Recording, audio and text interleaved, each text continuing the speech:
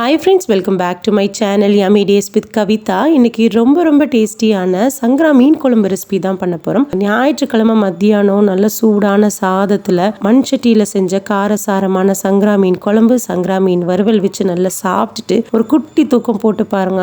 அப்படி இருக்கும். மீன் குழம்பெல்லாம் அடுத்த நாள் வச்சு சாப்பிடும்போது காரசாரமான குழம்புல மீன் நல்லா ஊறி சூப்பரா இருக்கும். கண்டிப்பா ட்ரை பண்ணி பாருங்க. இந்த ரெசிபி நம்மளோட ஸ்டைல்ல எப்படி செய்யறதுன்னு பார்க்கலாம் வாங்க. ஒரு பேன்ல 2 டேபிள் ஸ்பூன் நல்லெண்ணெய் சேர்த்திருக்கேன். 2 கை நிறைய சின்ன வெங்காயம் எடுத்திருக்கேன். இது கிட்டத்தட்ட ஒரு 20-30 சின்ன வெங்காயம் இருக்கும். இது கூடவே 2 நல்ல பழுத்த மீடியம் சைஸ் தக்காளி எடுத்திருக்கேன். 2 நறுக்கிட்டு அந்த எண்ணெயில படுற மாதிரி திருப்பி வச்சிடுங்க. பெரிய தக்காளியா இருந்தா ஒண்ணு போதும், ஏன்னா நம்ம புளி சேர்த்த போறோம். ஒரு 10 பல்லு பூண்டை 1-2 அப்படியே தட்டி எடுத்துக்கோங்க. முழுசா சேர்த்தினாலும் டேஸ்டா இருக்கும். ஆனா 1-2 நம்ம தட்டி சேர்த்தும் போது அதோட ஃப்ளேவர் டேஸ்ட் எல்லாம் ரொம்ப சூப்பரா இருக்கும். ட்ரை பண்ணி பாருங்க. இது நல்லா அந்த எண்ணெயிலேயே வதக்கி எடுத்துக்கோங்க. இந்த அளவுக்கு அந்த வெங்காயமும் தக்காளியும் நல்லா சுருள வதங்கினதுக்கு அப்புறம் ஒரு மிக்ஸி ஜார்ல சேர்த்து இது நல்லா ஆறுனதும் ஃபைன் பேஸ்டா அரைச்சு எடுத்துக்கலாம். இப்போ அதே பேன்ல 2 டேபிள் ஸ்பூன் நல்லெண்ணெய், கொஞ்சமா கடுகு, வெந்தயம், ஒரு 10 மிளகு சேர்த்துக்கோங்க. மிளகு வந்து ஆப்ஷனல் தான், உங்களுக்கு வேண்டாம்னா நீங்க ஸ்கிப் பண்ணிக்கலாம். கொஞ்சம் கருவேப்பிலை, 2 பச்சை மிளகாய், 2 வரமிளகாய் சேர்த்துக்கோங்க. மீன் குழம்புல பச்சை மிளகாயோட டேஸ்ட் ரொம்ப நல்லா இருக்கும். நிறைய பேருக்கு மீன் குழம்புல ஊறின பச்சை மிளகாய் சாப்பிட்ற பழக்கம் இருக்குது. ஒரு தடவை சாப்பிட்டு பாருங்கள், ரொம்ப நல்லாயிருக்கும். நம்ம இடித்து வச்சுருந்த பூண்டு, ஒரு 10 சின்ன வெங்காயத்தை 2 நறுக்கி உள்ளே சேர்த்துருக்கேன். இது கூடவே தேவையான அளவுக்கு உப்பு சேர்த்து அப்படியே நல்லா வதக்கி விடுங்க. இந்த ரெசிபி கொஞ்சம் காரசாரமாக இருக்கும்னு சொன்னேன் இல்லைங்களா, அதனால தான் பச்சை மிளகாய் வரமிளகாய் எல்லாம் கொஞ்சம் தூக்கலாக சேர்த்திருக்கேன். காரம் வந்து உங்களுக்கு தேவையான அளவுக்கு கூட்டவோ குறைக்கவோ செஞ்சுக்கோங்க. ஒரு 4 ஸ்பூன் குழம்பு மிளகாய் தூள் சேர்த்துருக்கேன்.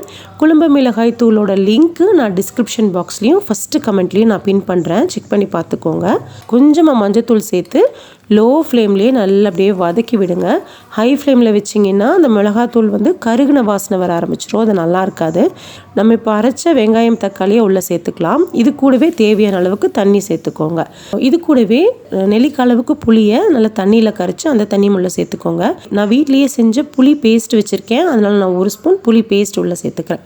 இதில் நல்லா ஒன்றா கலந்து விட்டுட்டு உப்பு காரமெல்லாம் சரி பார்த்துக்கோங்க. உப்பு காரம் வந்து ஒரு கல் தூக்கலாக இருக்கணும், அப்போ தான் டேஸ்ட்டு சூப்பராக இருக்கும்.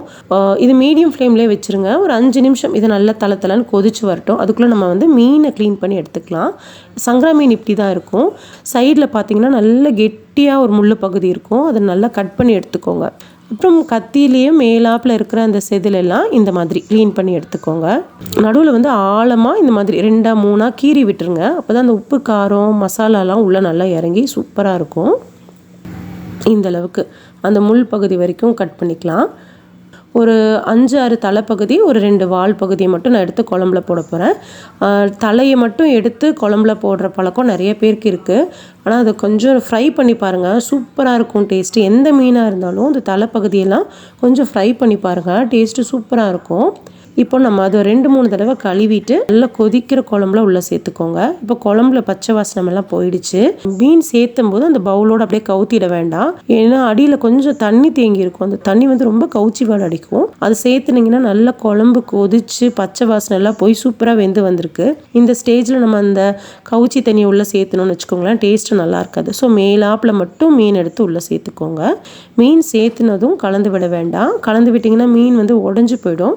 மீனை நல்லா மூடி வச்சுட்டு ஒரு 5-7 நிமிஷம் அப்படியே அதை கொதிக்க வைக்கலாம். இப்போ நான் வந்து வால் பகுதி தனியாக, அதே மாதிரி தலைப்பகுதி தனியாக எடுத்து வச்சுருக்கேன். இது ஃப்ரை பண்ணுறதுக்காக ரெடி பண்ணியிருக்கோம். நான் என்னென்ன சேர்த்திருக்கேன்னு நான் சொல்கிறேன். மல்லித்தூள் வந்து ஒரு 2 டேபிள் ஸ்பூன் எடுத்துருக்கோன்னா, மிளகாய் தூள் வந்து உங்கள் காரத்துக்கு தகுந்த மாதிரி நான் 3 டேபிள் ஸ்பூன் எடுத்திருக்கேன். கரம் மசாலா வந்து ஒரு 1/2 டீஸ்பூன், கார்ன்ஃப்ளவர் மாவு 2 ஸ்பூன், அரிசி மாவு 2 ஸ்பூன், இஞ்சி பூண்டு பேஸ்ட் வந்து ஒரு 1.5 ஸ்பூன் சேர்த்திருக்கேன். எலும்பிச்சம்பழம் ஜூஸ் வந்து ஒரு 1/2 மூடி வந்து அதில் பிழிஞ்சு கொஞ்சமாக உப்பு சேர்த்து மிக்சியில் நம்ம நல்லா கொரகொரப்பாக அரைச்சிட்டோம்னா ஈரப்பதமே இல்லாமல் இந்த மாதிரி பவுடராக நமக்கு கிடைக்கும். அதை வந்து நம்ம அந்த மீனில் அப்படியே தூவி விட்டுடலாம். இதை நல்லா பெரட்டி விட்டுடுங்க. நிறைய பேருக்கு இந்த வால் பகுதி இருக்கு இல்லைங்களா, அந்த முழு சதை பகுதியை மட்டும்தான் பொரிப்பாங்க. நீங்கள் தலைப்பகுதியை வந்து பொரிச்சு பாருங்கள், டேஸ்ட்டு ரொம்ப சூப்பராக இருக்கும், சாப்பிட்றதுக்கே நல்லாயிருக்கும். பொடி எல்லாமே வந்து உங்களோட டேஸ்ட்டுக்கு தகுந்த மாதிரி காரம் வந்து கூட்டவோ குறைக்கவோ செஞ்சுக்கலாம். ஏன்னா நல்ல சுள்ளுன்னு காரமாக வேணும் அப்படின்னா நீங்கள் மிளகாய் தூள் இன்னும் கொஞ்சம் கூட சேர்த்துக்கலாம். இதெல்லாம் நல்லா ஒன்றா கலந்து பெரட்டி வச்சுட்டு ஒரு பாக்ஸில் எடுத்து வச்சு ஃப்ரிட்ஜில் ஸ்டோர் பண்ணிக்கலாம். இது நீங்கள் வந்து 1 வாரம் வரைக்கும் ஸ்டோர் பண்ணிக்கலாம். இது நல்லா ஊற டேஸ்ட் வந்து ரொம்ப நல்லாயிருக்கும். இதை உடனே நீங்கள் செய்கிறத விட ஒரு 2 நாள் ஊற வச்சு நீங்கள் பொரிச்சு பாருங்கள். டேஸ்ட் வந்து ரொம்ப சூப்பராக இருக்கும். இப்போ பார்த்தீங்கன்னா ஒரு 5 நிமிஷம் இது நல்லா கொதிச்சிருச்சு. நான் ஸ்டவ் ஆஃப் பண்ணிட்டேன். நம்ம மண்பானையில் செஞ்சனால அது இன்னும் கொதிச்சுக்கிட்டே இருக்குது. கொஞ்சமாக கருவேப்பிலை தூவி அதை ஆஃப் பண்ணிடலாம். மீன் குழம்புலாம் கொத்தமல்லி தலையை விட கருவேப்பிலை தூவிக்கோங்க. ஸ்டவ் ஆஃப் பண்ணிக்கலாம். இது நல்லா ஊறட்டும். இப்போ 3-4 டேபிள் ஸ்பூன் தேங்காய் எண்ணெய் சேர்த்திருக்கேன். தேங்காய் எண்ணெயில் மீன் பொரிச்சு பாருங்கள். டேஸ்ட் வந்து ரொம்ப சூப்பராக இருக்கும். ஏன்னா நல்லா காஞ்சதும் ஒவ்வொரு மீனாக போட்டு பொரிச்சு எடுத்துக்கலாம்.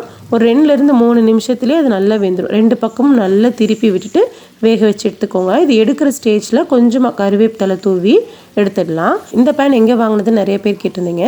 இந்த பேன் வந்து நான் இண்டஸ் வேலியில் வாங்கினேன். அவ்வளோதான், செம டேஸ்டியான சங்கரா மீன் குழம்பு, சங்கரா மீன் வறுவல் சூப்பராக ரெடி ஆயிடுச்சு. இந்த ரெசிபி உங்களுக்கு பிடிச்சிருக்குன்னு நினைக்கிறேன். பிடிச்சிருந்ததுன்னா கண்டிப்பாக ட்ரை பண்ணி பாருங்கள். ட்ரை பண்ணி பார்த்துட்டு எப்படி இருந்துச்சுன்னு உங்கள் ஃபீட்பேக்ஸ் அண்ட் கமெண்ட்ஸை என் கூட ஷேர் பண்ணுங்கள். தேங்க்யூ.